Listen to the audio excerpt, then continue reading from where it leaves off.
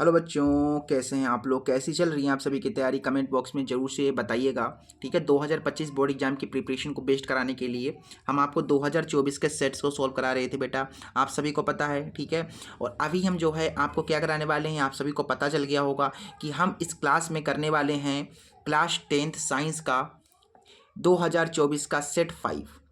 क्या करने वाले हैं? 2024 का जो सेट 5 है उसे करने वाले हैं। भैया कहाँ पर है सर? दर्शन करा दीजिए सेट 5 के।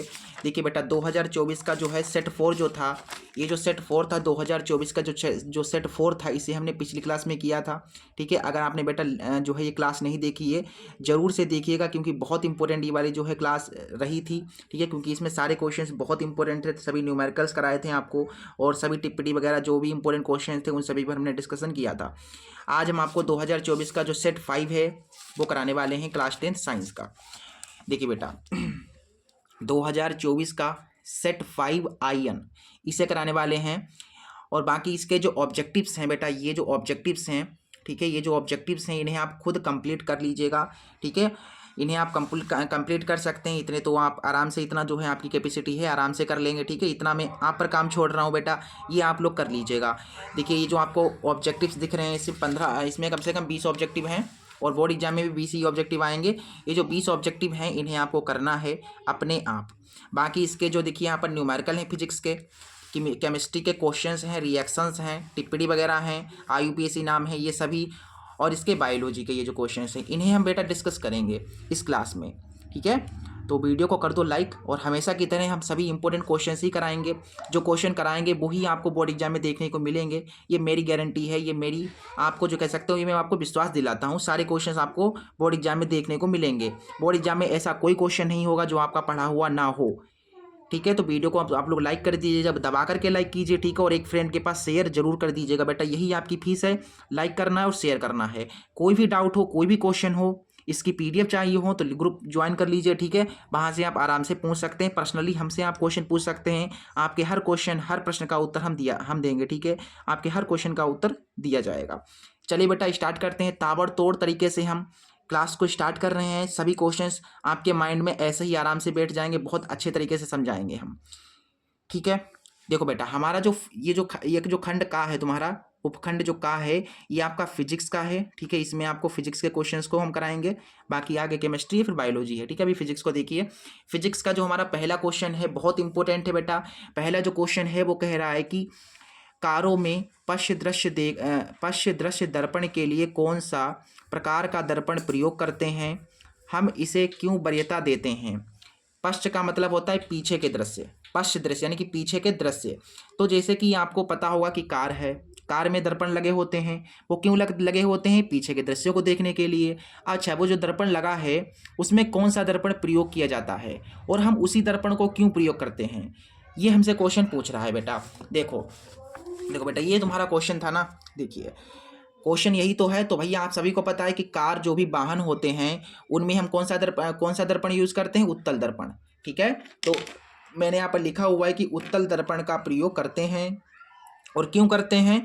क्योंकि यह बड़े प्रतिबिंबों को छोटा दिखाता है। बड़े बड़े जो पीछे के प्रतिबिंब होते हैं, अनंत मतलब बहुत दूर जो प्रतिबिंब होते हैं, उन्हें भी जो है छोटा करके दिखा देता है।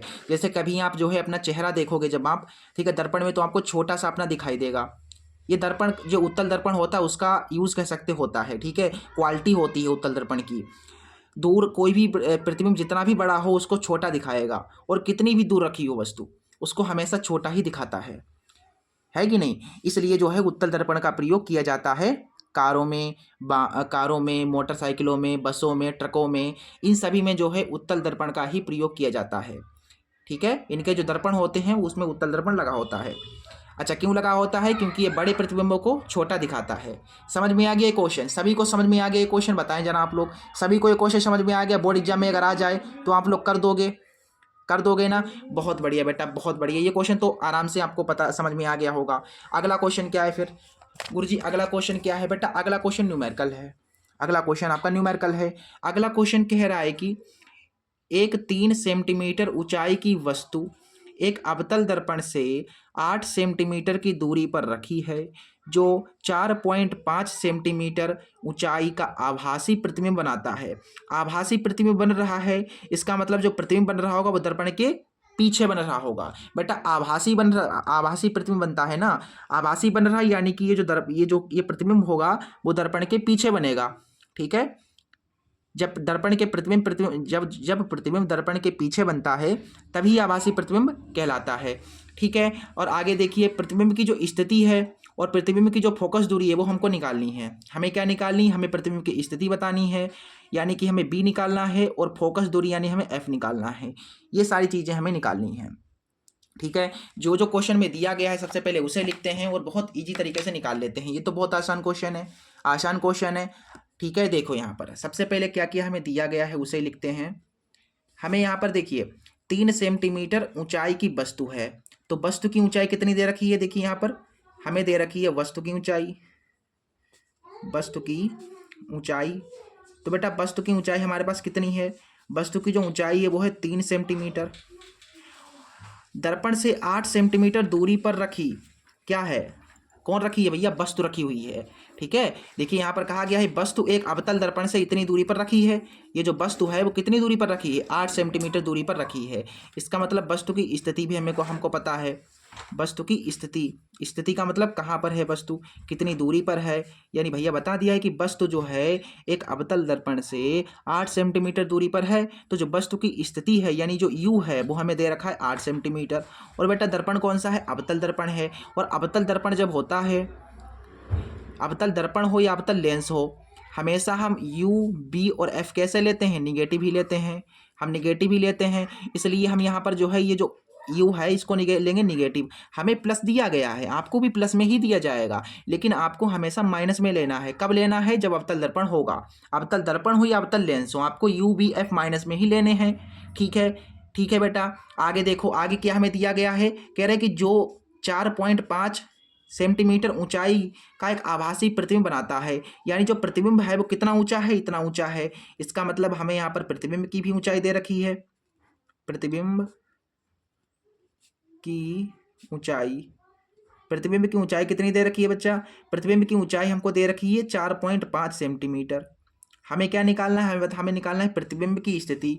हमें क्या निकालना है? प्रतिबिंब की स्थिति, यानी हमें बी निकालना है, और हमें फोकस दूरी बतानी है यानी एफ भी हमें निकालना है। तो ये तो बहुत आसान हो गया, ये तो आराम से हम निकाल लेंगे। कैसे निकाल लेंगे बेटा? देखो, हम यहाँ पर अगर आवर्धन का सूत्र लगा दें, हम अगर आवर्धन का सूत्र लगा दें, ये ठीक है, आवर्धन का, गलत हो गया भाई, आवर्धन ऐसे नहीं, आवर्धन का अगर हम सूत्र यहाँ पर लगा दें तो आवर्धन को m से प्रदर्शित करते हैं, और आवर्धन बराबर आप सभी को पता है क्या होता है? ये होता है प्रतिबिंब की ऊंचाई, प्रतिबिंब की ऊंचाई बटा वस्तु की ऊंचाई। वस्तु की ऊंचाई बराबर होता है माइनस वी अपॉन यू। बेटा यही तो सूत्र होता है आवर्धन का, आवर्धन का ये सूत्र होता है, तो इसका यूज कर लेंगे। बेटा एम से हमें तो कोई मतलब है नहीं, आवर्धन की तो बात ही नहीं की गई है क्वेश्चन में, तो इसको हम नहीं लेंगे। अच्छा भाई, यहाँ पर क्या है? प्रतिबिंब की ऊंचाई, तो प्रतिबिंब की ऊंचाई हमें पता है, बिल्कुल पता है। देखिए प्रतिबिंब की ऊंचाई 4.5 है, तो यहाँ पर हम रख देंगे 4.5। फिर वस्तु की ऊंचाई भैया, वस्तु की ऊंचाई भी हमको पता है, वस्तु की ऊंचाई 3 है। ठीक है भैया, फिर आगे देखिए माइनस है, फिर बी है। यू हमें दिया गया है क्या? बिल्कुल हमें यू दिया गया है, 8 है, माइनस का 8 है, तो क्या ये कटेगा? माइनस माइनस बिल्कुल कट जाएगा। थोड़ा सा सरल कीजिए, इसका पॉइंट काटोगे 0 बढ़ेगा। ठीक है, फिर 5 से काटेंगे, 5 छक्का 30, 5 ने 45, 3 से काटेंगे, 3 दूना 6, 3 तियाँ 9, 2 चौके 8, 4 तियाँ 12, यानी कि हमारा जो वी आ गया है वो आ गया 12 सेंटीमीटर। जो वी आया है, जो प्रतिबिंब की स्थिति आई है वो आ गई है 12 सेंटीमीटर। यही आपका उत्तर हो जाएगा। बताइए बताइए, जरा सा भी आप लोगों को कोई डाउट है? जरा से भी आप लोगों को अगर संदेह हो, आप लोग कमेंट में बता सकते हैं। बेटा हमारा आधा क्वेश्चन हो गया है। हमसे पूछा गया था प्रतिबिंब की स्थिति, तो प्रतिबिंब की स्थिति कितनी होगी? 12 सेंटीमीटर होगी। फिर हमसे कहा गया था फोकस दूरी भी बतानी है, तो भैया हमें बी पता है, हमें यू पता है, तो एफ तो निकाल ही सकते हैं। कैसे निकाल सकते हैं गुरुजी? दर्पण का सूत्र लगा करके निकाल लेंगे। फिर हम यहाँ पर क्या करेंगे? हम यहाँ पर क्या करेंगे? दर्पण का सूत्र लगाएंगे। तो दर्पण के सूत्र से, ठीक है, अगर लेंस होता तो लेंस का सूत्र लगाते। दर्पण का सूत्र क्या होता है, 1/f बराबर 1/v प्लस 1/u, यही तो होता है। तो देखिए 1/f निकालना है, फोकस दूरी निकालनी है, v अपन लोग को 12 दिया गया है, u कितना दे रखा है, -8 दे रखा है भैया, -8 दे रखा है तो -8 लिख देंगे। अब यहाँ पर इसको सोल्व कर दो, f निकल आएगा। देखिए 1/12 है, प्लस माइनस हो जाएगा, -1/8, 8 एकम 8, 12 एकम 12, 12 8 96, 8 में से 12 गया, -4 बचा, नीचे आपका 96 काटिए, 4 एकम 4 हो जाएगा, 4 दूना 8 और 4 चौके 16। तो f का 1 से गुणा होगा तो f आएगा, 24 की 1 से गुणा होगी तो 24 आ जाएगा। ये तुम्हारा हो गया उत्तर। तो फोकस दूरी कितनी होगी, 24 सेंटीमीटर होगी। तो ऐसे करके लिख दो कि अतः फोकस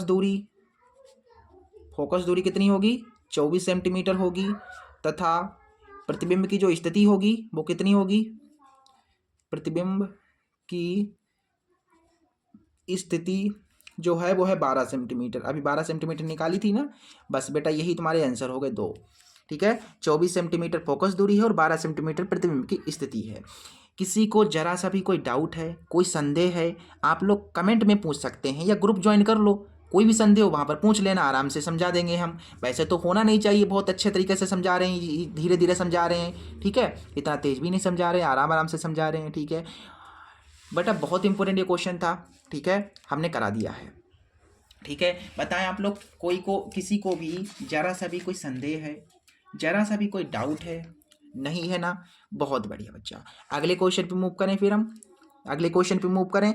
अगला क्वेश्चन क्या कह रहा है, दूसरे का कह रहा है कि निकट दृष्टि दोष क्या है, किरण आरेख द्वारा समझाइए। अच्छा, किरण आरेख भी बनानी है, किस लेंस द्वारा यह दोष संशोधित किया जाता है, यानी कि इस दोष को हम किससे संशोधित कर सकते हैं। जैसे आपको मान लीजिए निकट दृष्टि दोष हो गया, फिर आप उसको कैसे दूर कर सकते हो, ये भी आपको बताना है। बहुत बढ़िया प्रश्न है। देखो बेटा, ये हमने यहाँ पर कहीं पर उतार के शायद रखा था, हाँ यहाँ पर है भैया ये क्वेश्चन। देखो पहले जान लो निकट दृष्टि दोष होता क्या है। बेटा निकट दृष्टि दोष क्या होता है, निकट दृष्टि दोष यानी कि इस दोष से पीड़ित एक व्यक्ति है कोई, उसको क्या होता है, निकट की वस्तुएं ही दिखाई देंगी, ठीक है, लेकिन दूर की वस्तुएं इस पर दिखाई नहीं देंगी। यही मैंने देखो लिख करके रखा हुआ है कि इस दोष से पीड़ित व्यक्ति को निकट की वस्तुएं तो साफ दिखाई देती हैं, परंतु दूर की वस्तुएं साफ दिखाई नहीं देती हैं। यानी निकट दृष्टि दोष है तो आपको पास निकट की तो चीजें दिखाई देंगी लेकिन दूर की नहीं दिखाई देंगी। आप कहोगे गुरुजी अगर मान लीजिए दूर दृष्टि दोष हो जाए तो क्या करेंगे। बेटा दूर दृष्टि दोष में क्या होता है, दूर की वस्तुएं दिखाई देती हैं लेकिन पास की नहीं दिखाई देती। ठीक है, जौन सा दोष, जैसे निकट है तो निकट की दिखाई देंगी, दूर की नहीं दिखाई देंगी। अगर दूर दृष्टि दोष है तो दूर की दिखाई देंगी, पास की नहीं दिखाई देंगी। समझ गए। अच्छा भैया आगे किरण आरेख बनाना है तो भैया किरण आरेख भी मैंने बना दिया है, अभी आपको बता दूंगा। लेकिन ये समझ लो कि भैया ये दोष हो गया तो हम इसे कैसे दूर करेंगे। तो भैया इसका अगर इसका संशोधन करना है तो इस दोष को जो है आप उत्तल लेंस का चश्मा लगवा लीजिए अपने कान के ऊपर, बस आपका हो जाएगा। अपनी आंखों के ऊपर लगवा लीजिए चश्मा। समझ गए बेटा।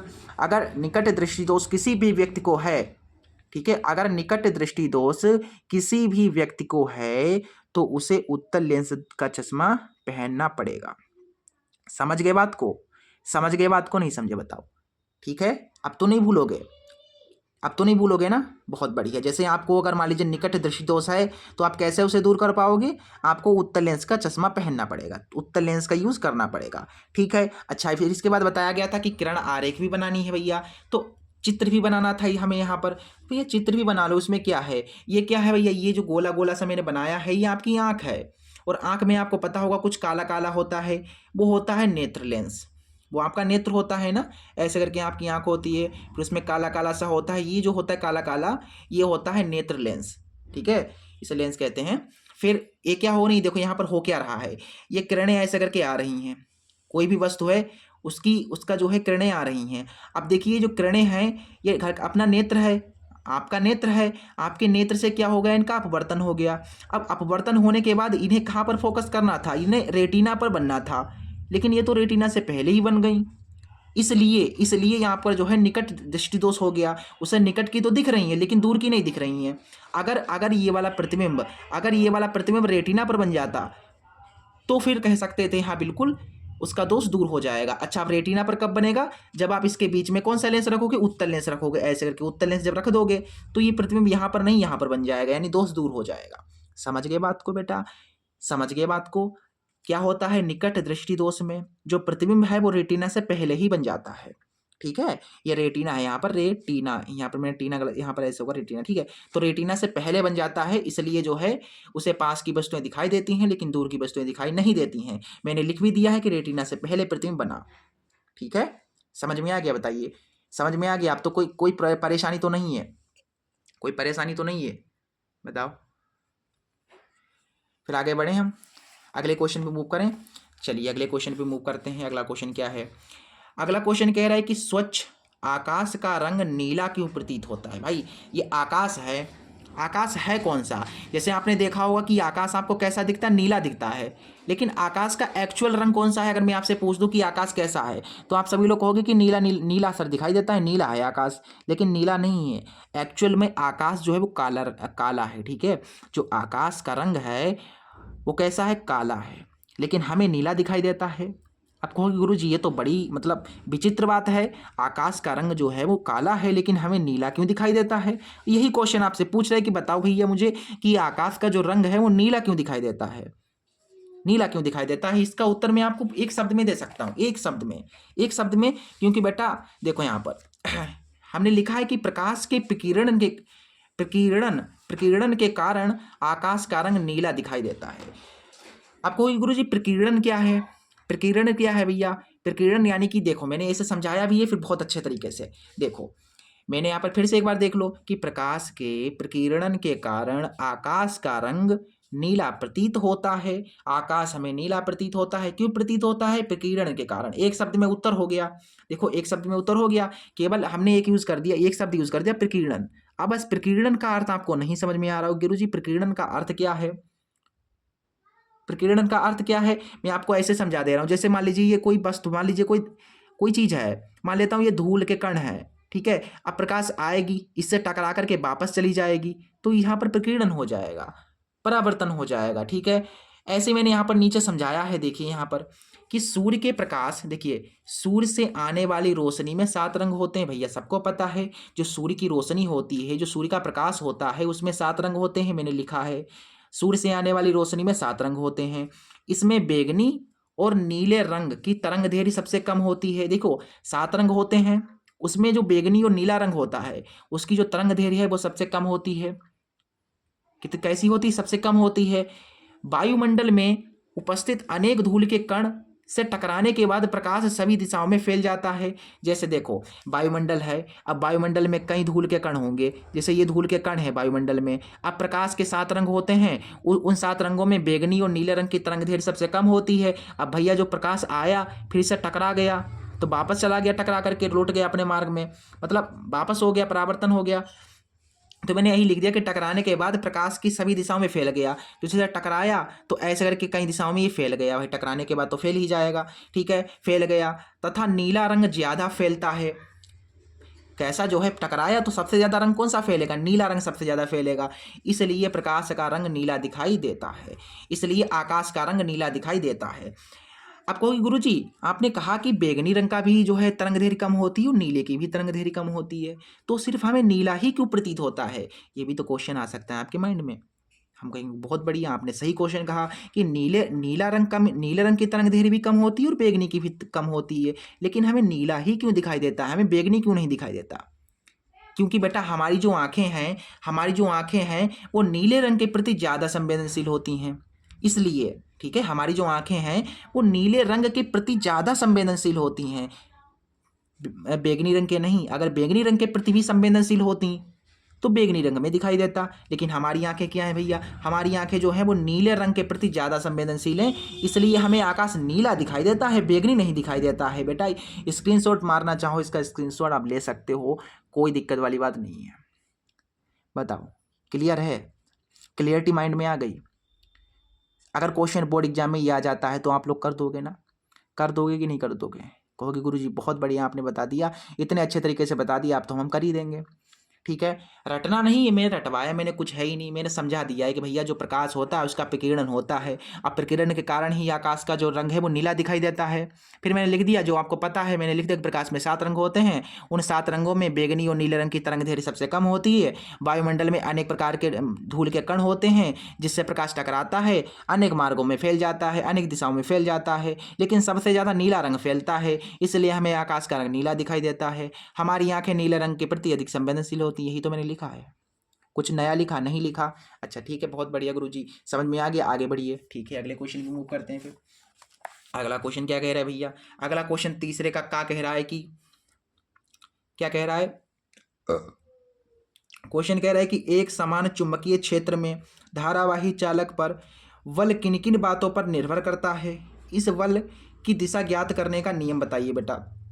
इनडायरेक्टली क्या पूछ रहा है हमसे, एक बार मैं फिर से पढ़ देता हूँ क्वेश्चन को, फिर मुझे बताना ये कौन सा नियम आपसे पूछ रहा है। आपने कई नियम याद किए हैं, आपने क्या क्या याद किया, आपने कूलाम का नियम याद किया, ठीक है, आपने स्नेल का नियम याद किया, आपने बाएं हाथ का फ्लेमिंग के बाएं हाथ का नियम याद किया, फ्लेमिंग के दाएं हाथ का नियम याद किया। ठीक है, आपसे यहाँ पर क्या पूछा जा रहा है, फिर से देखिए एक बार क्वेश्चन को पढ़ लीजिए, फिर मुझे बताना है। यहाँ पर एक समान चुंबकीय क्षेत्र में धारावाही चालक पर बल किन किन बातों पर निर्भर करता है। चलो ये तो बात अलग है, किन किन बातों पर निर्भर करता है मैंने ये भी बताया था आप लोगों को। ठीक है, कह रहा है कि इस बल की दिशा ज्ञात करने के लिए नियम आपको लिखना है। इनडायरेक्टली हमसे यहाँ पर बाएं हाथ का नियम पूछा जा रहा है, फ्लेमिंग के बाएं हाथ का नियम, फ्लेमिंग के बाएं हाथ का नियम, ये आपसे पूछा गया है। आप लोगों को मैंने बता दिया है, पढ़ा दिया है, तो ये आपको मैं उत्तर नहीं इसका बताऊंगा क्योंकि मैंने ये पढ़ा दिया है, पिछली क्लास में ही पढ़ाया था, इससे पिछली वाली क्लास में नहीं, इससे पिछली वाली क्लास में भी पढ़ाया था और उससे पिछली वाली क्लास में भी मैंने पढ़ाया था। मतलब कई बार मैं ये क्वेश्चन बता चुका हूं, तो अब नहीं बताऊंगा इसका उत्तर। आप लोग पिछली वाली क्लास पहले जा करके देखो, अगर आपको नहीं पता इसका उत्तर फिर आप मुझसे बात करना आके, फिर आपका क्लियर डाउट हो जाएगा। बात क्या करोगे इस तो पहले ही क्लियर हो जाएगा, लेकिन पिछली वीडियो आपको देखनी पड़ेगी, इसलिए मैं नहीं करा रहा हूँ क्वेश्चन ये वाला। ठीक है, अगले क्वेश्चन पे मूव करें। फिर हम अगले क्वेश्चन पे मूव करें बेटा, बाएं हाथ का नियम आपसे पूछा गया है, मैंने पढ़ा दिया है, पिछली क्लास में देख लीजिएगा। अगले क्वेश्चन पे मूव करते हैं। अगला क्वेश्चन हमारा न्यूमेरिकल है। ठीक है, न्यूमेरिकल करने में एक्चुअली मैं आपको बताऊँ बहुत मजा आता है, अच्छा लगता है जब न्यूमेरिकल आता है, मेरी आत्मा तृप्त हो जाती है, मतलब बहुत खुशी अंदर से होती है, मतलब दिल गार्डन गार्डन हो जाता है, कहते हैं ना गार्डन गार्डन हो गया, तो मेरा दिल गार्डन गार्डन हो जाता है जब एक न्यूमेरिकल में देखता हूँ। अब न्यूमेरिकल बहुत प्यारा है, इसीलिए तो मैं कह रहा हूँ न्यूमेरिकल बहुत प्यारा है। देखिए क्या न्यूमेरिकल कह रहा है, फिजिक्स का न्यूमेरिकल है, कह रहा है कि विशिष्ट प्रतिरोध का मात्रक क्या है। प्रतिरोध का मात्रक आपको पता है ओम है, लेकिन विशिष्ट प्रतिरोध का मात्रक क्या है अभी बताऊंगा, वेट कीजिए, आगे पढ़िए। कह रहा है कि एक 25 ओम का प्रतिरोधक है, प्रतिरोध 25 ओम है, 12 वोल्ट की बैटरी से जुड़ा हुआ है, 25 ओम का प्रतिरोध 12 वोल्ट की बैटरी से जुड़ा हुआ है, प्रति मिनट जूल में उत्पन्न ऊष्मा आपको बतानी है, ऊष्मा कितनी उत्पन्न होगी, ठीक है, हर मिनट में। बहुत प्यारा क्वेश्चन है। देखिए इसको देखने के बाद ना आप कहोगे गुरुजी मज़ा आ गया, क्या कहोगे गुरुजी मज़ा आ गया, इस क्वेश्चन को आपने करा दिया, मज़ा आ गया। देखो क्वेश्चन क्या है, क्लियरली आपको सारा कुछ विजिबल हो रहा है। ठीक है, और फटाफट शेयर जरूर कर दो बेटा, लाइक करे बिना तो जाना ही मत। ठीक है, क्लास को लाइक करे बिना मत जाना। ठीक है, बहुत अच्छे तरीके से पढ़ा रहे हैं हम आपको, सारे क्वेश्चन मोस्ट इंपॉर्टेंट है। ठीक है, मज़ा आ रहा हो तो लाइक कर दो। ठीक है, चलो बेटा यहाँ पर जो जो चीज़ हमें गिवन है वो सबसे पहले हम लिख लेते हैं, क्या क्या हमें दिया गया है। हमें यहाँ पर सबसे पहले बताना है विशिष्ट प्रतिरोध का मात्रक क्या है। पहले हम आपको मात्रक बता देते हैं, मात्रक किसका, विशिष्ट प्रतिरोध का। तो विशिष्ट प्रतिरोध का जो मात्रक होता है वो होता है ओमेगा मीटर, यानी कि ओम मीटर। क्या होता है, ओम से मीटर, ओम मीटर होता है बेटा, ये मात्रक होता है किसका, ये मात्रक किसका होता है बेटा, विशिष्ट प्रतिरोध का। तो विशिष्ट प्रतिरोध जो है उसका मात्रक ये होता है, याद कर लीजिए, बहुत इंपॉर्टेंट है। ठीक है, ओमेगा एम जो है ये मात्रक होता है किसका, विशिष्ट प्रतिरोध का। ओमेगा का मतलब ओम, जिसे ओम कहते हैं ना वो ओमेगा भी कहते हैं उसे। ठीक है, तो ये आपका हो गया भैया। आगे देखिए, अब न्यूमेरिकल पर आते हैं, हमें क्या क्या दिया गया है। हमें 25 ओम का प्रतिरोध दिया गया है, तो प्रतिरोध हमारे पास जो है वो कितना है, प्रतिरोध यानी कि आर हमें दे रखा है 25 ओम, 25 ओम आर दे रखा है, 12 वोल्ट, यानी कि वोल्ट का मतलब विभवांतर, तो विभवांतर हमें कितना दे रखा है, विभवांतर यानी कि V हमें दे रखा है 12 वोल्ट, ठीक है 12 वोल्ट दे रखा है। चलिए हमें यहाँ पर निकालनी है ऊष्मा, ऊष्मा यानी कि हीटिंग गर्माहट, हीटिंग यानी H निकालना है। तो भैया बताओ मुझे H निकालने का सूत्र क्या होता है। आपको अगर ऊष्मा निकालनी हो तो कौन सा सूत्र लगाते हो, H बराबर होता है I² RT, ये सूत्र होता है ना। याद है कि खा गए आप, याद है कि खा गए, याद है ना, भूलना नहीं है, ठीक है। सारे फार्मूले याद होने चाहिए विद्युत चैप्टर के, ठीक है। देखो सूत्र क्या होता है, H बराबर I² RT, H बराबर I² RT याद नहीं है तो कर लो याद, ठीक है। H बराबर I² RT। गुरुजी यहाँ पर हमें T क्या है भैया, T क्या है गुरुजी, T माने होता है बेटा टाइम, तो टाइम हमको दे रखा है, दे रखा है नहीं दे रखा है बताओ, प्रति मिनट बोला गया, प्रति का मतलब एक, प्रति का मतलब एक मिनट है, यानी टाइम कितना है 1 मिनट है। और आपको पता है टाइम की जो यूनिट होती है वो क्या होती है, सेकंड में होती है, तो जो मिनट है उसको सेकंड में बदलना पड़ेगा। 1 मिनट में कितने सेकंड होते हैं 60, तो 1 मिनट यानी 60 सेकंड। तो टाइम हमको दे रखा है यहाँ पर। गुरुजी टाइम भी पता है हमें, गुरुजी हमें आर भी पता है, आर पता है, लेकिन गुरुजी हमें आई तो पता ही नहीं है। पता नहीं है तो कर क्या रहे हो, निकालो, पहले आई निकालो, यहाँ पर आई निकालना पड़ेगा आपको। तो आई कैसे निकलेगी, आर बराबर बी अपॉन आई से, आर बराबर बी अपॉन आई आपको पता है ना, ओम का नियम। तो देखो आर कितना है, आर 25 है, बी कितना है, बी 12 है, आई आपको निकालना है, ठीक है। तो आई की इधर 25 से गुणा होगी तो 25 आई हो जाएगा, फिर ये 12 है तुम्हारे पास, ठीक है। पेन तो काम करना, पेन ने बंद कर दिया, चलो। आई बराबर क्या है 12 है, गुणा में 25 है तो बट्टे में आ जाएगा। तो आई बराबर हमारे पास कितना आ गया, 0 पॉइंट कुछ आएगा, 25 चक्कू 20, 25 चक्कू 100 और 25 पंजे 1 से 25, ठीक है। हाँ जी बेटा भाग दीजिए, फिर कितना आ रहा था यहाँ पर, 12 को 25 से भाग दोगे तो आएगा 0.48। तो बेटा धारा तुम्हारी इतनी एम्पियर में आ गई है। गुरुजी धारा पता चल गई, हमें टाइम भी पता चल गया, प्रतिरोध भी पता चल गया, तो हम यहाँ पर निकाल सकते हैं अब। हाँ बिल्कुल निकाल सकते हो। अब देखो यहाँ पर H बराबर I², आई कितना आया 0.48, 0.48 आया। बच्चे स्क्वायर में है तो स्क्वायर में लगाना पड़ेगा, यहाँ पर स्क्वायर लगाना पड़ेगा। R कितना है, R आपका 25 है, फिर T कितना है, T आपका 60 है। H बराबर देखो इसको 2 बार लिख दीजिए, देखिए 0.48 को 2 बार लिखिए, 48, ठीक है। फिर गुणा 25 है और गुणा आपके पास है 60, पॉइंट काटोगे 100 बढ़ेंगे, पॉइंट काटोगे 100 बढ़ेंगे, 25 चक्कू 100 हो गया, 4 कम 4, 4 पंचे 20 हो गया, और 5 तियाँ 15 हो गया, और 5 तियाँ 15, 5 दूना 10 हो गया। फिर और काटिए, इसे 4 से काटेंगे तो 4 पंचे 20, 4 कम 4, 4 दूना 8। H बराबर आ गया 12 गुणा 48 गुणा 3/5। यहाँ से देखिए 12 गुणा 48, 12 गुणा 48 तो बराबर ही 144 हो जाएंगे, और 144 चक्कू करोगे, 144 चक्कू करना है, 4 चक्कू 16, 4 चक्कू 16 और 1 17, और 4 कम 4 और 1 5, फिर 3 से गुणा करानी है, 3 छक 18, 3 से 21 और 1 22, 5 15, 16 17, यानी कि 17 28 आएगा। भाग देना है 5 से, तो H बराबर आएगा, देखिए किस में आएगा, जूल में आएगा, ठीक है। आंसर जो आएगा, हीटिंग जो आती है वो जूल में आती है, ठीक है, क्योंकि H जो होता है ना, H यानी कि ऊष्मा जो होती है, ऊष्मा का मात्रा क्या होता है, जूल होता है, तो आंसर जूल में आएगा, ठीक है। किस में आएगा, जूल में आएगा ये। तो भाग दीजिए, देखिए 5 तियाँ 15 और 16 17, 5 को 20 और 5 25, 5 छक्का 30, ये आएगी जूल में, ठीक है। ये आपका हो गया आंसर, ठीक है, ये आपका हो गया आंसर। समझ में आ गया आप लोगों को, क्वेश्चन आपको समझ में आया, ठीक है। बताइए जरा सा भी कहीं पर कोई डाउट है क्या, जरा सा भी किसी को कोई डाउट है क्या। आंसर समझ में आ गया, क्वेश्चन समझ में आ गया, यहाँ पर मैंने काटा पीटा, समझ में आ गया ना, ठीक है। आप लोग मैथ के स्टूडेंट तो ये तो पता ही आपको होगा, ठीक है। आगे बढ़ते हैं, फिर अगले क्वेश्चन में मूव करते हैं, ठीक है। स्क्रीनशॉट लेना चाहो तो स्क्रीनशॉट ले सकते हो। अगले क्वेश्चन पे मूव करते हैं। अगला क्वेश्चन हमारे पास कह रहा है कि क्वेश्चन नंबर 4 भी न्यूमेरिकल है, बहुत इंपॉर्टेंट न्यूमेरिकल है। देखिए यहाँ पर कह रहा है कि दिए गए परिपथ में 10 ओम, 40 ओम, 20 ओम, 30 ओम और 60 ओम के 5 प्रतिरोध लगाए गए हैं। 5 प्रतिरोध लगाए गए हैं इसमें, ठीक है। चित्र में आपको मैं समझा दूंगा। आगे बताया कि 18 वोल्ट की बैटरी भी लगाई गई है, तो आपको यहाँ पर गणना करनी है। परिपथ में कुल प्रतिरोध कितना है, परिपथ में प्रवाहित कुल धारा कितनी है, और ए और बी के मध्य विभवांतर। अच्छा बेटा, ये सारा कुछ पूछ लिया गया आपसे। कोई गुरुजी ये तो बहुत कुछ पूछ लिया गया है, कुछ नहीं है तो बहुत आसान, ठीक है। जैसे ही प्रतिरोध निकलेगा ये ऑटोमेटिक ये सारे निकल आएंगे, ये दोनों। आपको प्रतिरोध निकालना है बस, कुल प्रतिरोध कितना है ये आपको निकालना है। देखिए आपको मैं नए पेज में कराता हूँ, रुक जाओ, मैं आपको 2 मिनट वेट कीजिए, ठीक है। अभी रुक जाओ, अभी रुक जाओ, 2 मिनट रुकिए। देखो देखो बेटा, तो वीडियो को लाइक कर दो तब तक, ठीक है। देखो हमें यहाँ पर निकालना है, पहला नंबर क्या है, कुल प्रतिरोध। पहले हमें क्या निकालना है, पहले हमें निकालना है कुल प्रतिरोध कितना है, कुल प्रतिरोध,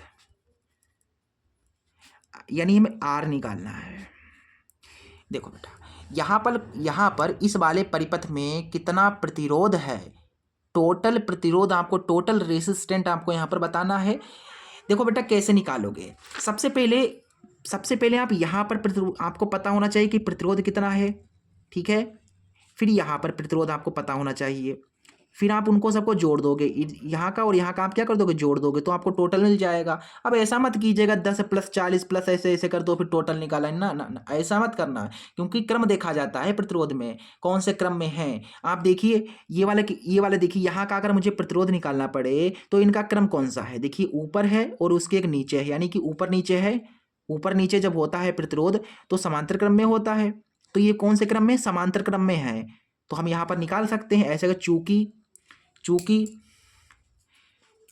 10 ओम व 40 ओम समांतर क्रम में है, समांतर क्रम में है। राइटिंग पर मत जाइएगा, ठीक है, समझने की कोशिश कीजिए।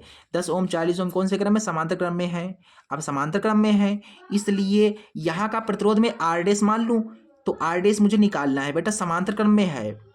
कौन से क्रम में है, समांतर क्रम में है, मैंने आर डैश माना।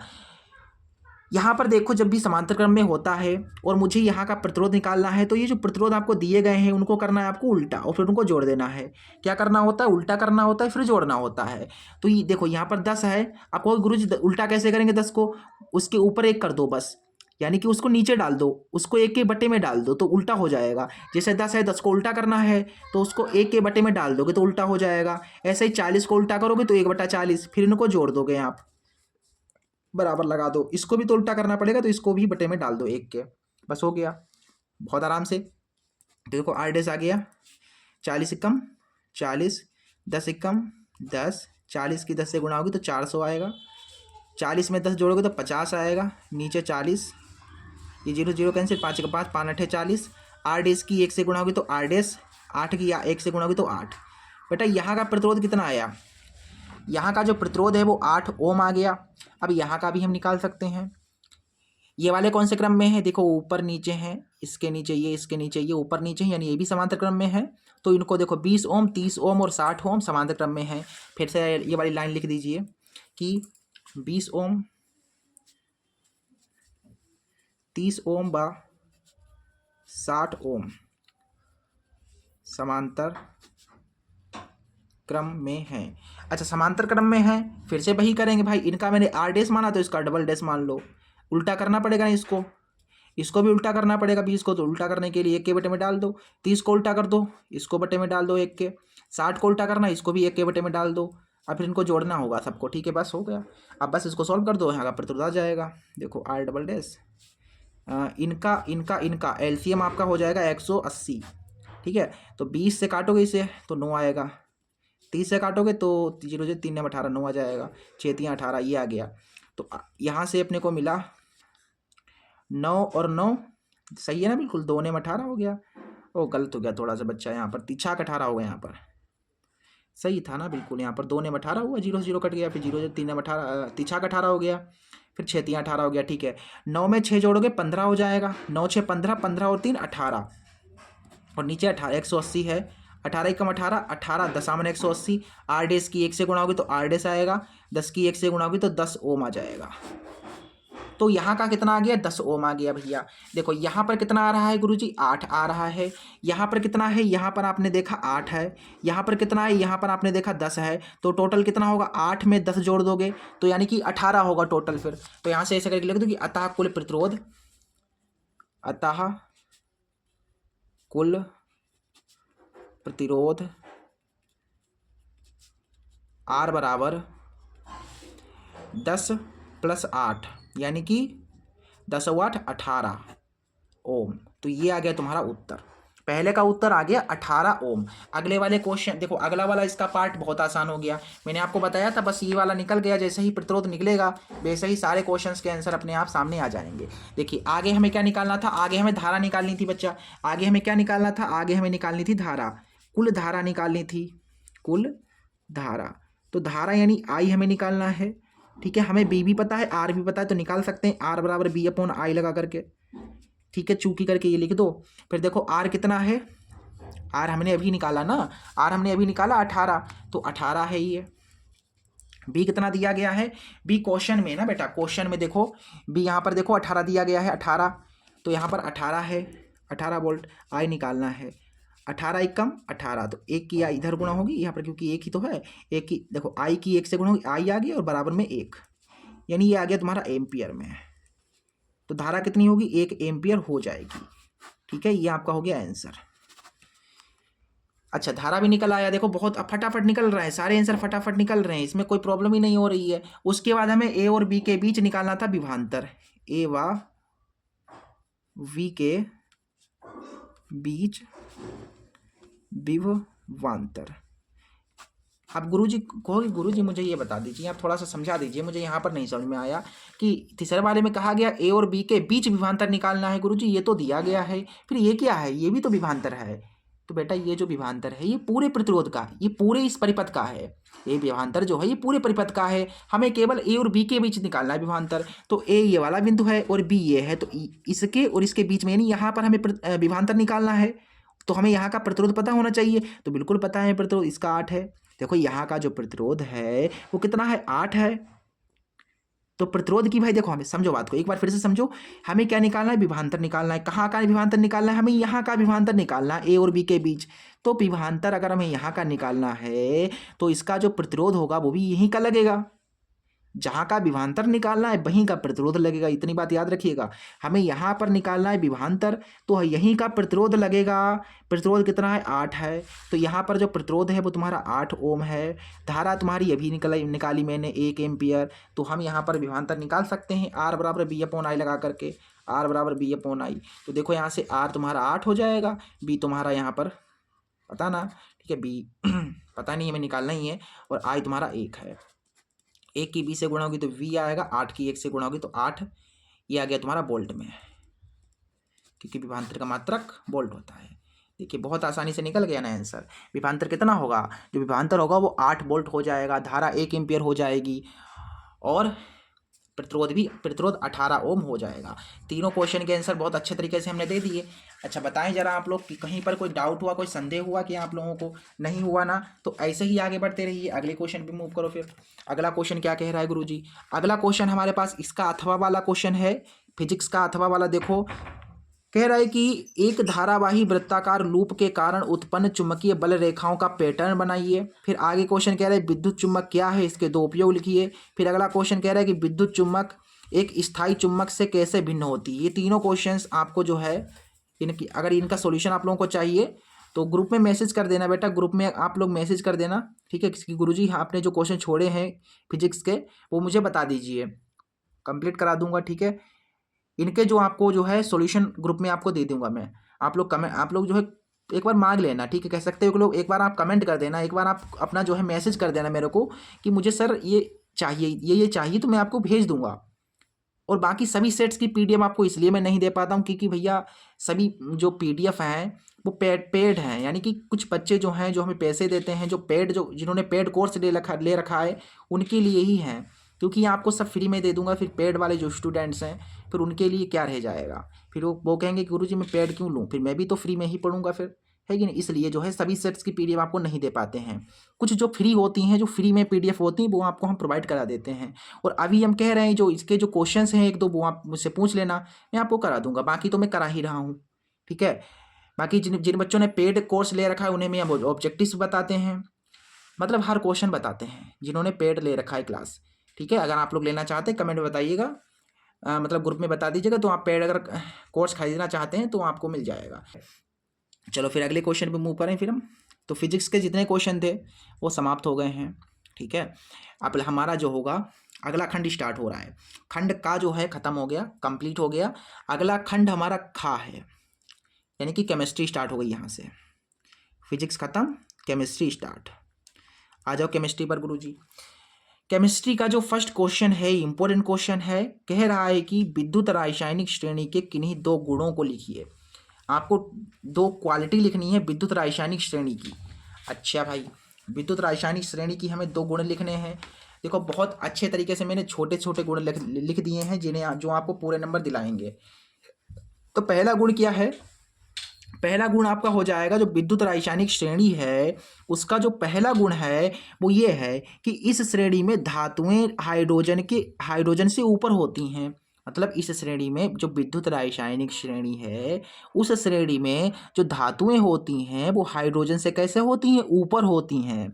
इस श्रेणी में धातुएं हाइड्रोजन से ऊपर होती हैं, पहला गुण ये हो गया। दूसरा गुण क्या होगा, दूसरा गुण ये होगा कि इस श्रेणी में धातुओं की विद्युत धारा प्रवाहित करने की क्षमता होती है। मतलब इस श्रेणी की जो भी धातुएं होती हैं उनकी विद्युत धारा प्रवाहित करने की क्षमता होती है, उनके पास कैपेसिटी होती है। ठीक है, कैपेसिटी होती है जो इलेक्ट्रिक करंट है उसको प्रवाहित करने की, इधर उधर भेजने की, ऐसे करके बहने की, ऐसे करके। ठीक है, मतलब उन धातुओं के पास जो है विद्युत धारा प्रवाहित करने की क्षमता होती है। देखो मैं बहुत ज़्यादा एक्सप्लेन कर रहा हूँ, एक पॉइंट को मैं कितनी बार कहता हूँ आप लोग खुद देखो। जैसे मैंने एक लाइन कह दी, फिर आपको मैं कितनी बार तक वह लाइन कहते रहता हूँ, इसलिए कहता हूँ कि आपके माइंड में बैठ जाए बिल्कुल। तो इतना मैं आप लोगों के लिए कर रहा हूँ, देखिए। ठीक है, बट बेटा हमने बहुत ईजी जो गुण थे बहुत शॉर्ट में लिखे हैं, बाकी आप बुक में देखोगे तो बहुत ज़्यादा टफ हैं, बहुत लंबे लंबे हैं। मैंने यहाँ पर लिख दिए बस इतने। आप यहाँ पर जो है बोर्ड एग्जाम में इतने दो गुण लिख दोगे, पूरे नंबर मिलेंगे। 2 नंबर का प्रश्न था, मैंने करा दिया। ठीक है, दोनों गुण हो गए, समझ में आ गए दोनों गुण, ये 2 गुण हैं, आप लिख देना। ठीक है, आराम से। तो विद्युत रासायनिक श्रेणी के 2 गुण लिखने के लिए आएंगे तो ये आप लिखेंगे। आगे देखिए अगले क्वेश्चन पे मूव करते हैं।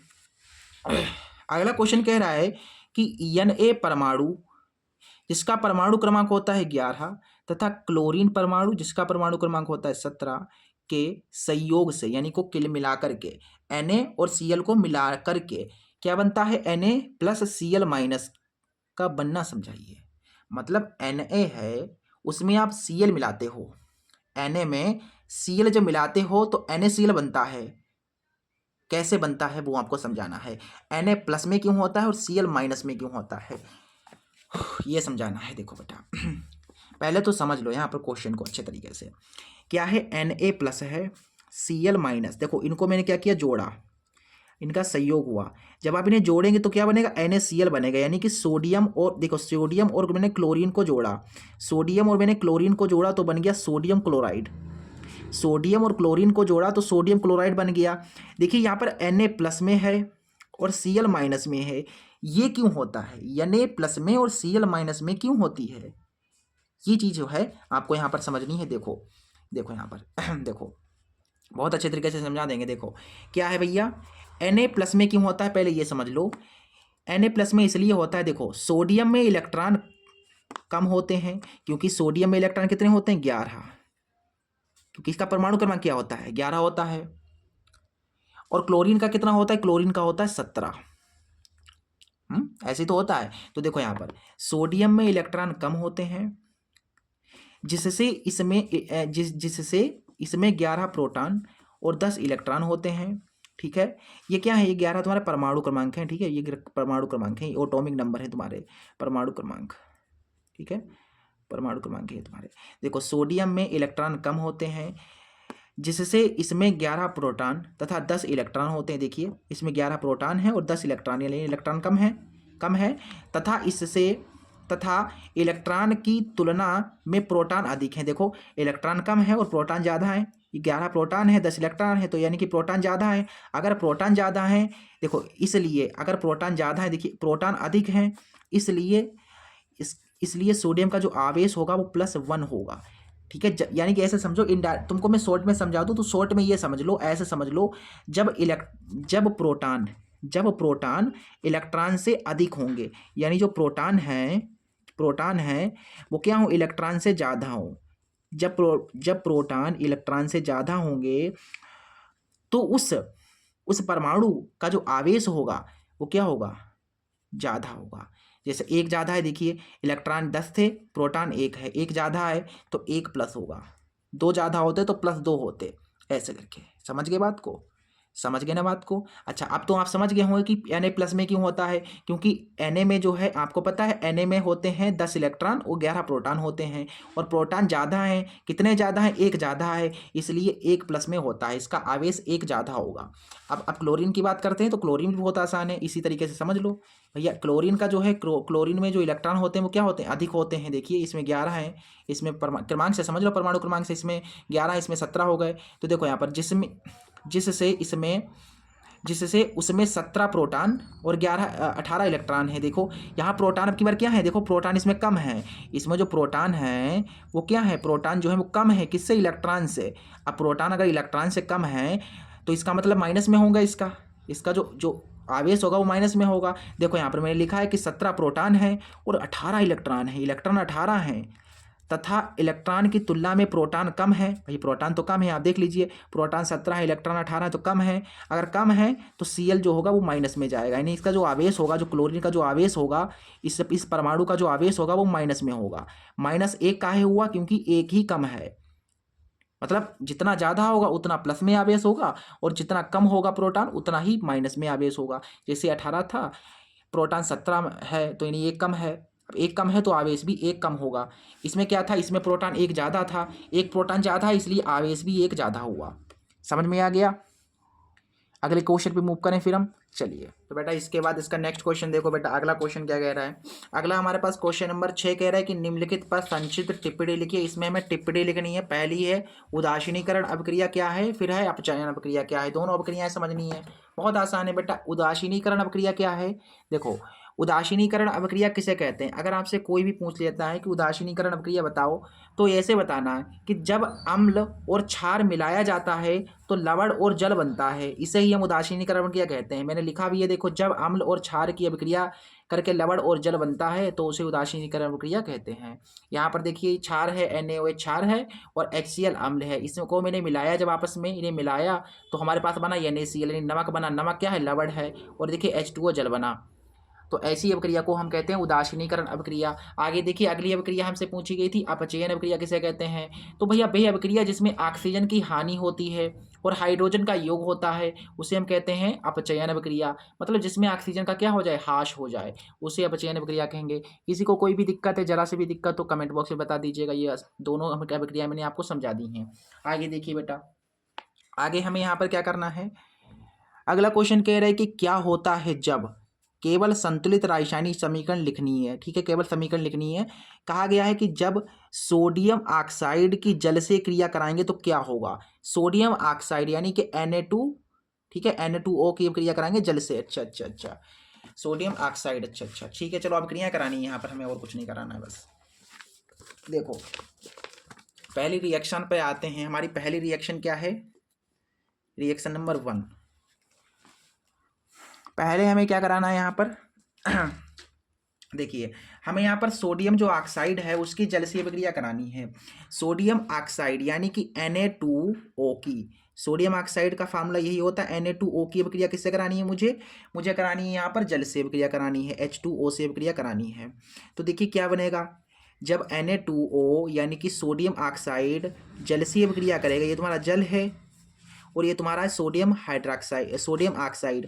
ये क्या है तुम्हारा, ये है तुम्हारा सोडियम ऑक्साइड। ये आपको हिंदी में बिल्कुल लिख देना है, ठीक है। बोर्ड एग्जाम में आपको हिंदी में भी आपको लिखना है यहाँ पर, ये सोडियम ऑक्साइड है और ये तुम्हारा जल है। जब आप इनको मिलाएंगे तो क्या होगा, तो यहाँ पर क्या होगा बेटा, NaOH बनेगा। क्या बनेगा, NaOH बनेगा। अब इसे संतुलित करना है तो इसे संतुलित भी कर सकते हैं आप। देखिए इधर एन एन कितने हैं, देखो एन इधर 2 हैं, इधर केवल 1 ही है, तो इसमें 2 से गुणा करा दो। देखो यहाँ पर एन 2 हो गए, और इस इधर देखो, इधर जो है ऑक्सीजन देखिए 1, और एक ऑक्सीजन यानी कि 2 ऑक्सीजन इधर हैं, तो इधर ये 2 से गुणा करेगा, देखिए 2 ऑक्सीजन इधर भी हैं। एच पर बात करते हैं तो देखो एच इधर कितने हैं, 2 हैं, और इधर ये 2 से गुणा करेगा तो 2 एच इधर भी हो जाएंगे। तो इस तरीके से हमारी जो है अभिक्रिया हो जाएगी। ठीक है, थोड़ा जूम कर लेता हूँ, हमें लग रहा है कम आपको दिख रहा होगा थोड़ा सा। ठीक है, साफ नहीं दिख रहा होगा, अभी साफ दिख रहा है ना। अगले क्वेश्चन पे मूव करें। अगली रिएक्शन क्या है, रिएक्शन नंबर 2। अगली रिएक्शन में हमें यहाँ पर बताया गया है कि शुष्क बुझे हुए चूने की क्लोरीन से अभिक्रिया, यानी कि शुष्क बुझा हुआ चूना, जो बुझा हुआ चूना होता है उसमें जब आप क्लोरीन मिलाएंगे तो क्या होगा। तो बुझे हुए चूने का सूत्र क्या होता है, बुझे हुए चूने का सूत्र क्या होता है, ये होता है CaOH का होल ट्वाइस, यही तो होता है ना। ये किसका सूत्र है, ये बुझे हुए चूने का है, बुझे हुए चूना। ठीक है, ये बुझा हुआ क्या है, चूना है, ये बुझा हुआ चूना है। इस बुझे हुए चूने में क्लोरीन मिलाएंगे जब आप, क्लोरीन यानी कि Cl2, ये क्या मिलाएंगे आप इसमें जब आप क्लोरीन मिलाएंगे तो क्या बनेगा। जब हम बुझे हुए चूने में क्लोरीन मिलाते हैं तो हमारे पास क्या बनता है, तो यहाँ पर बन जाएगा तुम्हारे पास CaOCl2, कैल्शियम ऑक्सीक्लोराइड, और यहाँ पर बन जाएगा H2O, यानी कि H2O बाहर निकल जाएगा। ठीक है, ये बनेगा तुम्हारे पास। ठीक है, CaOCl2, CaO यानी कि क्या बनाइए, Ca माने कैल्शियम, O से ऑक्सी यानी कि कैल्शियम, ऐसे करके हिंदी में लिख दीजिए कैल्शियम, O से यानी ऑक्सी, फिर ये तुम्हारी क्या है Cl2 यानी कि क्लोराइड। तो ये तुम्हारे पास बन गया, देखिए ऐसे करके आपको करानी थी अभिक्रिया। अगली रिएक्शन देखिए, रिएक्शन नंबर 3।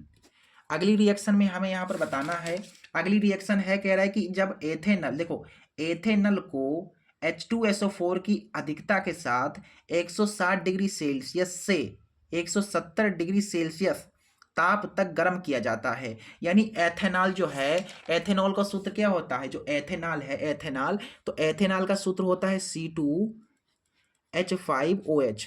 यानी जो C2H5OH है, ये क्या है, ये तुम्हारा C2H5OH है, यानी ये तुम्हारा एथेनॉल है, एथेनॉल है तुम्हारा। ठीक है, क्या है ये, एथेनॉल है,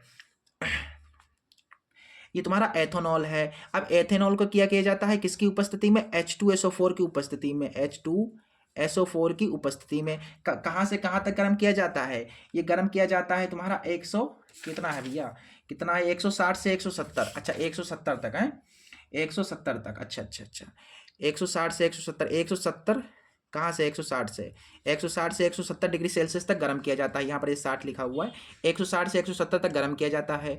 तो क्या बनेगा, जब आप इस एथेनॉल को गर्म करेंगे H2SO4 की उपस्थिति में, और 160 से 170 डिग्री टेम्परेचर पर जब आप गर्म करेंगे, तो यहाँ पर ये बनेगा CH2 और double bond CH2 plus H2O बनेगा, ये बनेगा भाई।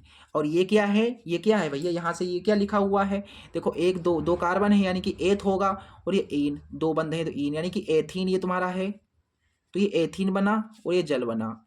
मतलब जब आप एथेनॉल को गर्म करोगे तो एथीन बनेगा और जल बनेगा।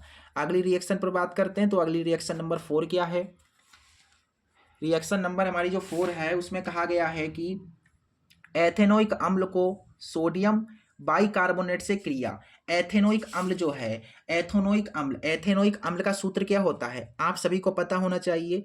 एथेनोइक अम्ल यानी कि CH3COOH, ये होता है एथेनोइक अम्ल का सूत्र। ये क्या तुम्हारा है, यह है एथेनोइक अम्ल। ठीक है, ये थोड़ा बहुत देखिए यहाँ पर क्या लिखा हुआ है, एथेनोइक अम्ल लिखा हुआ है। ठीक है, ये एथेनोइक अम्ल है। अब एथेनोइक अम्ल की अभिक्रिया किससे कराते हैं, एथेनोइक अम्ल की अभिक्रिया जो है सोडियम बाइकार्बोनेट से करानी है। किससे करानी है, सोडियम बाइकार्बोनेट से अभिक्रिया करानी है। ठीक है, सोडियम बाइकार्बोनेट यहाँ पर ले लीजिए। तो मैंने सोडियम बाइकार्बोनेट के स्थान पर मैंने जो है यहाँ पर ले लिया, मैं ले रहा हूँ यहाँ पर, ये ले लेता हूँ, एथेनॉल ले लेता हूँ। ठीक है, तो C2H5OH मैंने ले लिया। ठीक है, और इसके साथ साथ और कुछ लेना पड़ेगा ना बाइकार्बोनेट के लिए, मैं H2SO4 ले लेता हूँ, यानी तनु सल्फ्यूरिक अम्ल मैंने ले लिया।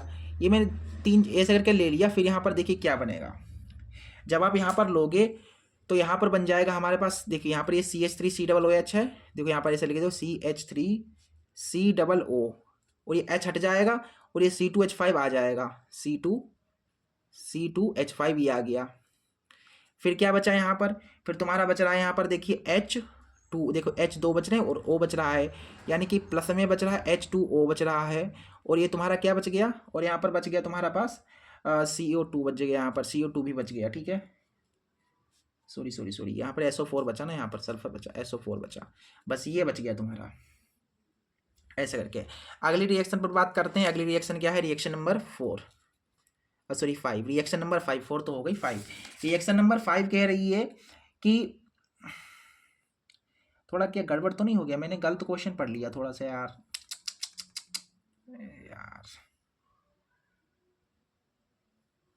गलत क्वेश्चन मैंने थोड़ा पढ़ लिया, ये रिएक्शन नंबर थोड़ी गलत हो गई, ठीक है। फिर से मैं आपको बताता हूँ ये रिएक्शन, ठीक है। रिएक्शन थोड़ी सी मैंने गलत पढ़ ली एक्चुअली, मैं आपको बताऊँ, ठीक है। फिर से देखो, मैं ऊपर नीचे हो गया ना, मैं इधर देख रहा हूँ ना, तभी मैं ऊपर, कभी मैंने ऐसा हुआ ना, मैंने कुछ रिएक्शन आधी ऊपर वाली पढ़ ली, आधी नीचे वाली पढ़ ली, इस कारण से थोड़ा मतलब प्रॉब्लम हो गई। चलिए फिर से देख लेते हैं रिएक्शन नंबर 4 क्या है।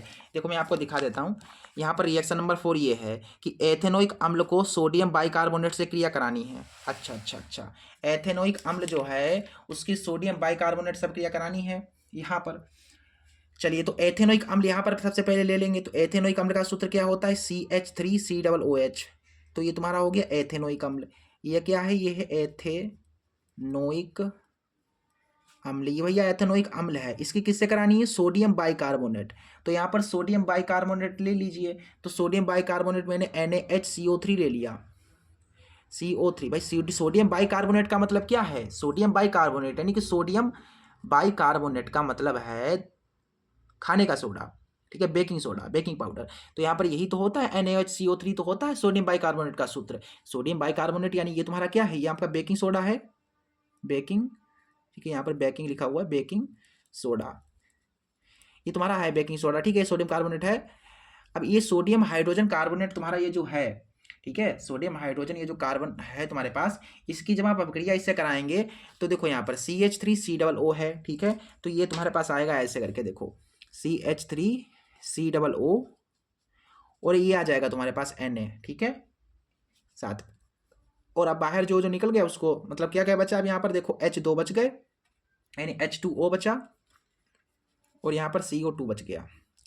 और इसे जब आप संतुलित करेंगे तो पहले से ही संतुलित है, ठीक है, ये संतुलित करने की इसमें कोई जरूरत ही नहीं है। रिएक्शन नंबर 5 देखो, पांचवी रिएक्शन क्या है, पांचवी रिएक्शन कह रही है कि जब आप एथेनॉल को सांद्र H2SO4 की उपस्थिति में एथेनोइक अम्ल के साथ गर्म करना, यानी एथेनॉल है, एथेनॉल में मिलाना है H2SO4, नहीं H2SO4 की उपस्थिति में, सॉरी इसकी उपस्थिति में एथेनोइक अम्ल के साथ करानी है। एथेनॉल अम्ल जो है उसकी अभिक्रिया एथेनोइक अम्ल से करानी है। तो एथेनॉल अम्ल का मैंने सूत्र आपको बताया था, पीछे ही बताया था, C2H5OH होता है, ठीक है, क्या होता है, C2H5OH होता है, C2H5OH होता है, C2H5OH। इसकी अभिक्रिया किससे करानी है, जो ये आपका क्या है, ये एथेनॉल है ना, ये तुम्हारा एथेनॉल की अभिक्रिया किससे करानी है, एथेनोइक अम्ल, एथेनोइक अम्ल यानी CH3COOH। ये तुम्हारा एथेनॉल है, ये क्या है तुम्हारा, एक बार लिख देता हूं मैं, एथेनॉल है, ये आपका है एथेनोइक अम्ल। फिर आपको बताना है H2SO4 की उपस्थिति में, यानी इसको भी साथ में ही ले लो, ठीक है। तो फिर क्या बचेगा भाई, अभी मैंने बताया था, देखो ये आ जाएगा, देखो CH3COO, ठीक है, किसके साथ आ जाएगा, ये आ जाएगा तुम्हारे पास जो है इसके साथ CH3, देखो यहाँ पर पहले लिख लो, इसको यहाँ पर मैं लिख रहा हूँ, ठीक है, CH3, देखो क्या है, CH3COO, इसके साथ क्या आ जाएगा CH3COO, इसके साथ ये ले लो C2H5 आ जाएगा, ठीक है, C2H5 आ जाएगा। फिर क्या बचा, जो बचा उसको लिख लो। अब तुम्हारे पास बचा H2O बचा है, देखो H2 और O बच गया, यानी H2O बचा, और ये तुम्हारा SO4 बच गया, बस छोड़ दो ऐसे, ठीक है। आगे देखो, अगली रिएक्शन भी है इसमें क्या, हाँ अगली रिएक्शन भी है, रिएक्शन नंबर 6। अगली रिएक्शन हमसे जो है कहा गया है कि जब एथेन को वायु में जलाया जाता है, यानी एथेन है तुम्हारे पास, उसको जब आप वायु में जलाओगे तो एथेन का सूत्र क्या होता है, मेथ एथ, यानी कि एथेन को आपको वायु में जलाना है, एथेन का सूत्र हो जाएगा C6H6, ठीक है।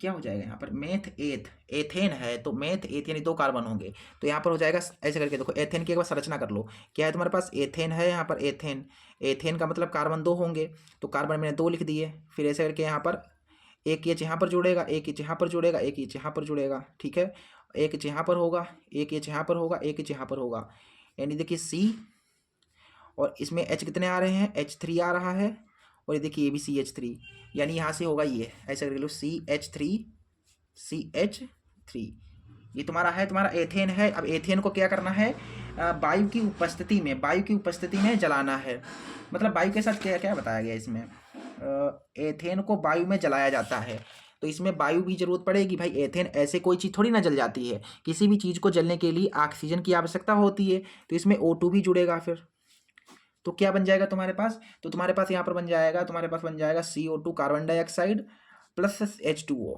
मतलब जब आप इनको जलाएंगे एथेन के साथ, जब आप एथेन को जलाएंगे तो कार्बन डाइऑक्साइड और जल बनेगा, इसे संतुलित कर दीजिए। संतुलित करने के लिए यहाँ पर 4 लगा दो, यहाँ पर 6 कर दो, बराबर हो जाएगा, तो ये तुम्हारा हो गया। ठीक है, समझ में आ गई ये वाली रिएक्शन आप सभी को समझ में आ गई, समझ में आ गई ना। अगले क्वेश्चन पे मूव करें फिर हम, देखो अगला क्वेश्चन कह रहा है कि विलियन के पीएच मान पर संक्षिप्त टिप्पणी लिखिए। तो बिलियन का जो पीएच मान होता है वो क्या होता है, मैंने आपको बताया था कि बिलियन का पीएच मान किसे कहते हैं, आप लोग कॉपी पर लिख लीजिए, मैं बोल रहा हूँ उसको लिख लीजिए कि किसी बिलियन का पीएच मान बिलियन में उपस्थित H+ आयन का ऋणात्मक लघुगुणक होता है। यानी कि जो पीएच मान होता है वो क्या होता है, पीएच बराबर होता है ऋणात्मक लघुगुणक, देखो ऋणात्मक ये और ऋणात्मक हो गया, और लघुगुणक किसका, H+ का, ये होता है पीएच मान। ठीक है, अच्छा पीएच मान क्या होता है, पीएच मान किसी विलयन की अम्लीयता या क्षारीयता को नापता है। अगर विलयन अम्लीय हो तो जो पीएच मान है वो 6 से कम होगा, 7 से कम होगा, और जब 7 होगा तो उदासीन होगा, 7 से अधिक होगा तो क्षारीय होगा, ऐसे करके। ठीक है, अगले क्वेश्चन पे मूव करते हैं। ठीक है, अगला क्वेश्चन कह रहा है कि अनसंतृप्त हाइड्रोकार्बन पर संक्षिप्त टिप्पणी लिखिए। इसकी पीडीएफ में आपको जो है ग्रुप में जो है इसका हम सॉल्यूशन आपको दे देंगे। ठीक है, अगले क्वेश्चन पे मूव करते हैं। अगला क्वेश्चन कह रहा है कि निम्नलिखित यौगिकों के IUPAC नाम लिखिए। IUPAC नाम लिखना है यहाँ पर, चलिए IUPAC देखो IUPAC लिखना है ना, इतने में हो जाएगा फिर तो। देखो पहला क्या है, पहला है हमारे पास CH3, फिर C है, फिर ट्रिपल बॉन्ड है, फिर C है, फिर सिंगल बॉन्ड है, CH3 है। देखो हमें यहाँ पर IUPAC नाम लिखना है। सबसे पहले आपको देखो क्या, IUPAC international union pure and applied chemistry. ठीक है, क्या लिखना है, IUPAC नाम लिखना है। तो IUPAC नाम कैसे लिखोगे, सबसे पहले चेन को गिनोगे, तो चेन गिन लो, कहीं से भी किसी भी साइड से गिन लो, 1 2 3 4। इसमें C कितने हैं, कार्बन कितने हैं, 1 2 3 4, 4 कार्बन हैं, और 4 कार्बन होते हैं तो क्या बोलते हैं, मेथ एथ प्रोप ब्यूट, ब्यूट बोलते हैं। तो यहाँ पर बोलेंगे इसे ब्यूट। और इसमें देखो 3 जुड़े हुए हैं बंद, 3, जब 3 जुड़े होते हैं तो क्या लगाते हैं, जब एक होता है, जब एक बंद होता है तो वहाँ पर एन बोलते हैं एक के लिए, जब 2 होते हैं तो वहाँ पर हम इन बोलते हैं इन, जब 2 होते हैं तो, और जब 3 होते हैं तो उसे वहाँ पर आइन बोलते हैं आइन, जब 3 होते हैं तो। यहाँ पर 3 है तो हम इसमें आइन जोड़ देंगे, तो ब्यूट प्लस आइन क्या हो जाएगा, ब्यूट प्लस आइन यानी ब्यूटाइन हो जाएगा तुम्हारा, क्या हो जाएगा, ब्यूटाइन। तो इसका IUPAC नाम क्या हो गया, ब्यूटाइन हो गया। बस यही आपका IUPAC नाम हो जाएगा। अगले में क्या है, अगला हमारे पास है कुछ इस तरीके से है, देखिए अगला क्या है, CH3, फिर है CH, फिर ऊपर है कुछ इस तरीके से OH जुड़ा हुआ है, फिर यहाँ पर है CH3। सबसे पहले हमने बताया आपको कार्बन गिनने हैं, तो 1 कार्बन 2 कार्बन 3 कार्बन, 3 कार्बन है ना। देखो 2 नंबर पे क्या है, 2 नंबर पे पहले हम साइड वाले गिनते हैं, तो 2 नंबर पे क्या साइड में लगा हुआ है, ओल लगा हुआ है, तो 2 नंबर पे तुम्हारा है OH यानी ओल, तो 2 नंबर पे ओल हो गया। फिर अब कार्बन गिन लो, 1 2 3 कार्बन, यानी कि 3 कार्बन होते हैं तो मेथ है प्रोप बोलते हैं, तो ये हो जाएगा तुम्हारे पास प्रोप। और देखो एक एक बंद है तो एन लगा देंगे, तो प्रोप में एन जोड़ दोगे तो प्रोपेन हो जाएगा। तो बेटा ये तुम्हारा हो गया 2 ऑल प्रोपेन, या तुम ऐसे भी लिख सकते हो, देखो 2 है प्रोपेन और ऑल यानी प्रोपेनॉल, प्रोपेन प्लस ऑल यानी प्रोपेनॉल। ठीक है, प्रोपेन प्लस क्या है, प्रोपेन प्लस ऑल यानी प्रोपेनॉल, तो यहाँ पर हो जाएगा तुम्हारे पास प्रोपेनॉल, इस तरीके से। ठीक है, बाकी तुम्हें इसको चाहे तो ऐसे लिख दो, 2 नंबर पे अल लगा था, 2 नंबर पर सॉरी ओल लगा था ना, 2 नंबर पे ओल लगा था, 2 नंबर पे ओल कर दिया, फिर ये प्रोपेन था। तो बाकी आप इसको जो है ये 2 लगा दो, फिर इस प्रोपेन में अल जोड़ोगे, सॉरी ओल जोड़ोगे, प्रोपेन में ओल जोड़ोगे तो प्रोपेनॉल हो जाएगा। इस तरीके से हमने आपको ये वाला जो आपका सेट था इसके केमिस्ट्री के और फिजिक्स के क्वेश्चन करा दिए हैं। बायोलॉजी के जो क्वेश्चंस हैं वो आपको हम जो है क्या बताएं, चलो हम पीडीएफ में दे देंगे, ठीक है, पीडीएफ इसकी प्रोवाइड करा देंगे, ठीक है। बाकी चलिए छोड़िए, मैं करा दूंगा, ठीक है। आगे क्वेश्चन पे मूव करें फिर हम, क्वेश्चन तो समाप्त हो गए ना। आप देखो 2024 का जो सेट 5 आयन था इसके फिजिक्स के और इसके जो केमिस्ट्री के हैं वो मैंने करा दिए हैं। बाकी बायोलॉजी के मैं इसलिए नहीं कराता हूँ क्योंकि इसमें बहुत टाइम चला जाएगा, बहुत थ्योरी होती है इसमें लिखवाने के लिए, तो बहुत सारा टाइम जाएगा। वो मैं आपको पीडीएफ जो होती है उसी में प्रोवाइड करा पाऊँगा। पीडीएफ मिल जाएगी, वहाँ से आप जो है याद कर लेना, जो भी ये विखंडन वगैरह, खंडन है क्या है और पुनर्जन्म क्या है, मुकुलन क्या है, सारा कुछ, ठीक है, समझा देंगे। आगे जो अगला सेट है 2024 का सेट 6 आईओ, जो सेट 6 आईओ है 2024 का, ये जो सेट है वो आपको हम नेक्स्ट क्लास में करा देंगे। कल क्लास आएगी, चैनल को सब्सक्राइब करके रखा होना चाहिए, अगर सब्सक्राइब नहीं किया तो अभी कर लो, ठीक है। आपको जो है आगे हम क्लासेस देते रहेंगे, ठीक है, आगे क्लासेस मिलती रहेंगी। चलिए मिलते हैं अगली क्लास में, तब तक के लिए नमस्ते, जय हिंद, जय भारत।